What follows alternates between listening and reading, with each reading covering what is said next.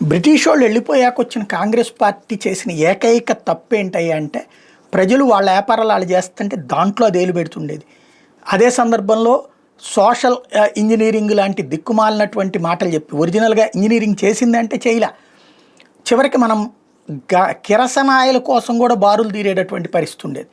అలాగే ప్రతిదీ బ్లాకుల్లో కొనుక్కోవాల్సిన పరిస్థితి ఉండేది.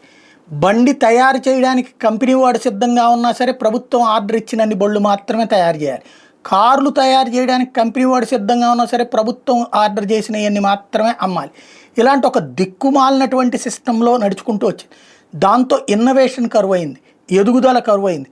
1992 తర్వాత ప్రపంచీకరణ విధానాల్లోకి భారతదేశం మార్పు చెందిన తర్వాత ఇవాళ వేలకు వేలు కాదు లక్షలకు లక్షల జీతాలు వస్తున్నాయి. ఒకప్పుడు 10,000 జీతం అంటే వామ్మో, 25,000 జీతం అంటే అద్భుతం, 50,000 జీతం అంటే ఐఏఎస్లకు వచ్చేటటువంటిది ఏడాది. అలాంటి స్టేజీ ఏది నెలకి 50,000 ఐఏఎస్లకు వచ్చేది గ్రేట్ అనమాట. అలాంటి స్టేజ్ నుంచి ఇప్పుడు అనేక మార్పులు చోటు చేసుకున్నాయి.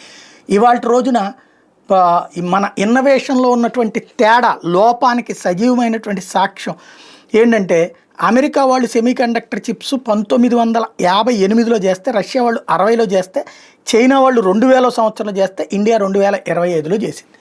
అంటే మనం ఎంత వెనకబడి ఉన్నామో అర్థం చేసుకోవచ్చు. అదే ఇప్పుడు ఆర్టిఫిషియల్ ఇంటెలిజెన్స్ కావచ్చు, లేకపోతే కనుక ఇతరత్ర సదుపాయాల విషయంలో ప్రభుత్వం వేగంగా స్పందిస్తుంది, ఇతర దేశాలతో పోటీ పడుతుంది.